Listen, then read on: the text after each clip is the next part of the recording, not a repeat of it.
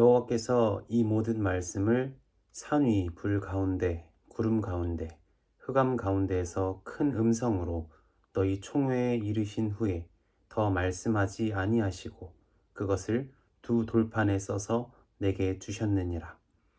산이 불에 타며 캄캄한 가운데에서 나오는 그 소리를 너희가 듣고 너희 지파의 수령과 장로들이 내게 나아와 말하되 우리 하나님 여호와께서 그의 영광과 위엄을 우리에게 보이심에 불 가운데에서 나오는 음성을 우리가 들었고 하나님이 사람과 말씀하시되 그 사람이 생존하는 것을 오늘 우리가 보았나이다.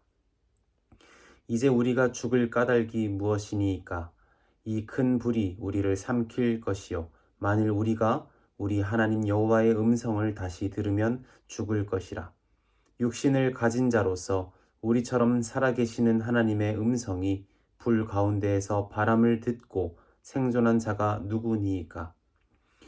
당신은 가까이 나아가서 우리 하나님 여호와께서 하시는 말씀을 다 듣고 우리 하나님 여호와께서 당신에게 이르시는 것을 다 우리에게 전하소서. 우리가 듣고 행하겠나이다 하였느니라. 여호와께서 너희가 내게 말할 때 너희가 말하는 소리를 들으신지라. 여호와께서 내게 이르시되 이 백성이 내게 말하는 그 말소리를 내가 들은즉 그 말이 다 옳도다. 다만 그들이 항상 이 같은 마음을 품어 나를 경외하며 내 모든 명령을 지켜서 그들과 그 자손이 영원히 복받기를 원하노라. 가서 그들에게 각기 장막으로 돌아가라 이르고 너는 여기 내 곁에 서 있으라. 내가 모든 명령과 규례와 법도를 내게 이르리니 너는 그것을 그들에게 가르쳐서 내가 그들에게 기업으로 주는 땅에서 그들에게 이것을 행하게 하라 하셨나니 그런즉 너희 하나님 여호와께서 너희에게 명령하신 대로 너희는 삼가 행하여 좌로나 우로나 치우치지 말고 너희 하나님 여호와께서 너희에게 명령하신 모든 도를 행하라. 그리하면 너희가 살 것이요 복이 너희에게 있을 것이며 너희가 차지한 땅에서 너희의 날이 길리라. 아멘. 사랑하는 독일의 형제자매님들, 오늘도 이 귀한 아침에 하나님의 말씀 앞에 선 저와 여러분에게 하나님께서 크신 은혜를 주실 줄로 믿습니다. 어린 자녀에게 부모님은 사랑의 대상이기도 하지만 경외와 두려움의 대상이기도 합니다. 어린아이들은 부모가 한없이 좋고 보고 싶다가도 어느 때에는 그 부모가 어렵고 불편한 대상이 되기도 합니다. 보통 부모가 좋을 때는 부모님이 좋은 선물을 사 오시던지 같이 놀러 가 준다든지 안아준다든지 등 부모와 그 부모의 사랑이 아이에게 굉장히 직접적으로 경험될 때 아이는 부모가 너무 좋죠. 그런데 그러다가도 아이가 잘못해서 부모에게 혼이 나거나 아이와 부모의 생각이 달라서 갈등이 생기거나 서로에게 실망을 경험하는 순간이 찾아오면 아이는 부모가 굉장히 어려워집니다. 이스라엘은 이 두 양면성을 하나님께 다 경험했을 겁니다. 그들이 노예였던 순간에 하나님의 강한 손으로 애굽을 탈출하고 밤새도록 그 동풍을 일으켜서 그 홍해를 건널 때 하나님의 손길을 경험하고 또 광야를 지날 때 굶주림을 경험하지 않고 옷과 신발이 헤어지지 않고 얼어 죽지 않고 또 위협적인 동물로부터 보호를 받으면서 그들은 하나님의 그 따뜻함, 인자하심, 긍휼을 경험했을 것입니다.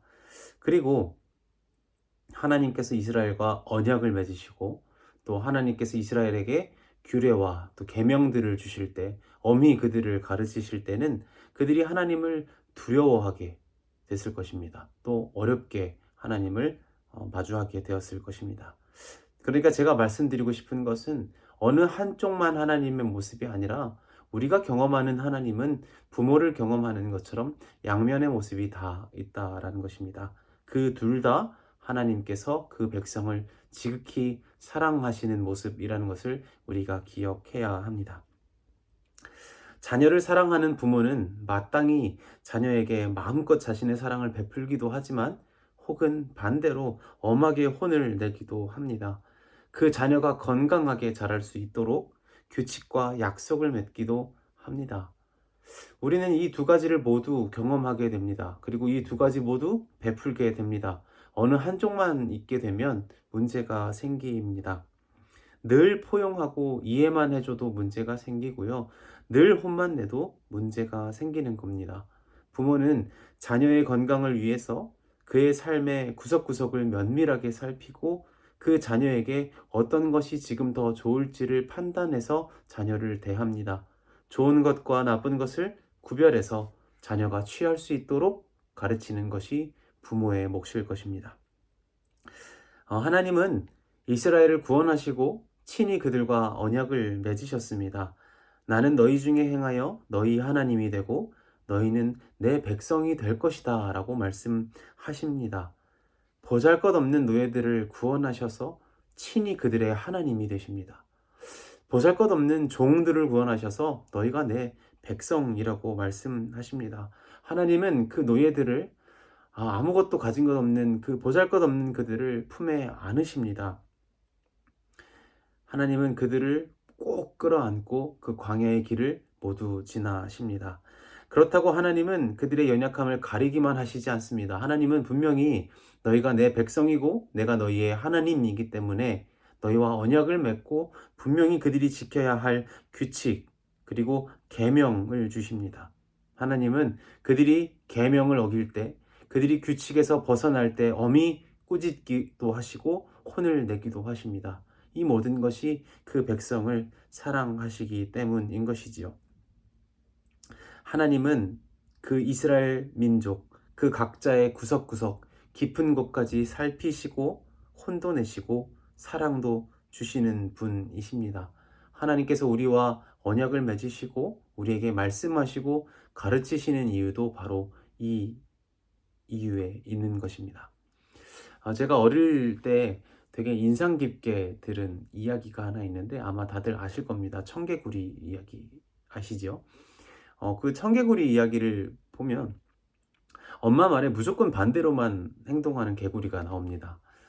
무엇을 시켜도 청개구리는 항상 엄마 말에 반대로 행동하죠. 뭐 오늘로 따지면 케찹을 사오라고 했는데 고추장을 사온다든지 콜라를 사오라고 했는데 간장을 사온다든지 아무튼 청개구리는 엄마 말이라면 무조건 다 반대로만 행동하는 겁니다. 그리고 어느덧 엄마의 병세가 깊어지고 이제 엄마가 죽을 날이 가까이 올 것을 직감하고 그 아들 청개구리를 불러서 말합니다. 내가 죽으면 나를 강가에 묻어다오 라고 말하지 않습니까? 엄마 개구리가 그렇게 말한 이유는 그 아들 청개구리가 항상 거꾸로만 하니까 강가에 묻으면 안 되죠. 강가에 묻으면 비가 오면 불이 불어나면 그 엄마의 무덤이 떠내려가지 않겠습니까? 그런데 엄마는 그 아들 청개구리에게 강가에 묻어달라고 말합니다. 이유는 그 아들 청개구리가 항상 반대로만 한다는 것을 엄마가 알고 이번에도 반대로 해주기를 바라는 마음에서 그렇게 부탁한 겁니다. 그런데 성도님들은 이 이야기가 어떻게 끝나는지 다 알고 계십니다. 어떻게 끝나지요? 그 아들 청개구리가 죽은 엄마를 기억하는 그 애틋한 마음을 담아 이번만큼은 내가 엄마의 말을 고스란히 듣겠다 해서 엄마를 강가에 묻습니다. 그래서 엄마의 그 무덤이 떠내려갈까봐 비가 오는 날이면 개굴개굴 하는 이야기가 청개구리 이야기잖아요. 성도님들은 이 이야기의 핵심 메시지가 뭐라고 생각하십니까? 저는 이 이야기의 핵심 메시지를 이렇게 정리합니다. 단순히 엄마의 말을 듣고 문자 그대로 행동하는 것보다 더 중요한 게 있는데 그 엄마의 마음, 그 엄마의 진심을 헤아리는 것, 그것이 더 중요하다는 겁니다. 제가 이 말씀을 드린 이유가 뭐냐면요. 오늘 읽은 말씀 29절에 하나님께서 이렇게 말씀하십니다. 그들이 항상 이 같은 마음을 품어 나를 경외하며 내 모든 명령을 지켜서 그들과 그 자손이 영원히 복 받기를 원하노라. 아멘. 하나님께서 이스라엘 민족과 언약을 맺으시고 그들에게 명령을 주시고 계명을 주시고 말씀하시는 이유가 있는데 그게 뭐라고 말씀하십니까? 그들과 그 자손, 이스라엘 언약의 백성과 그 자손이 영원토록 복을 받기를 내가 원한다라고 말씀하십니다. 하나님께서 말씀하시는 내용보다 더 중요한 게 있습니다. 바로 하나님의 마음입니다. 우리 이토록 신앙을 지키기 어려운 세상 가운데서 하나님께서 우리를 부르신 이유가 어디에 있을까요? 이렇게 말씀을 지키고 하나님께 가르침 받고 그대로 행하는 것이 어려운 세상 속에서 하나님이 여전히 우리를 교회 가운데서 교제하게 하시고 가르침 받게 하시고 기도하게 하시는 이유가 어디에 있겠습니까? 우리를 사랑하시는 하나님께서 우리에게 이미 허락하신 이 은혜와 복을 영원토록 누리기를 원한다. 그것이 하나님의 마음이기 때문입니다.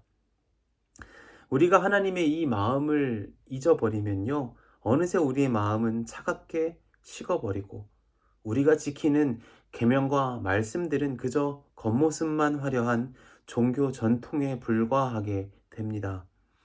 우리를 향해 영원히 복을 누리라고 말씀하시는 하나님의 마음을 헤아리지 못하면요, 우리의 부르심은 족쇄가 되고 우리의 헌신은 무거운 멍에가 되어 버립니다.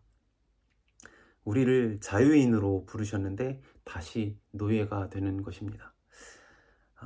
하나님께서 우리를 부르신 까닭, 하나님께서 우리에게 말씀하시고 우리를 가르치시는 이 모든 이유가 아브라함부터 비롯해서 오늘 우리에게 이르기까지 하나님께서 약속하신 복들을 이루어가는, 누려가는 우리에게 주시는 그 영원한 복을 우리가 지키기를 원하시는 마음에 주시는 것인 줄로 믿습니다. 새 언약의 성취이신 예수 그리스도의 사람들인 우리 모두에게 하나님께서 여전히 언약을 지키게 하시고 우리 가운데 계명을 지키게 하시고 여전히 우리를 말씀으로 양육하시고 가르치십니다. 그 이유는 우리에게 주시는 이 은혜와 복이 영원히 이어지기를 바라시는 그 깊은 사랑에서 비롯한 것임을 믿습니다.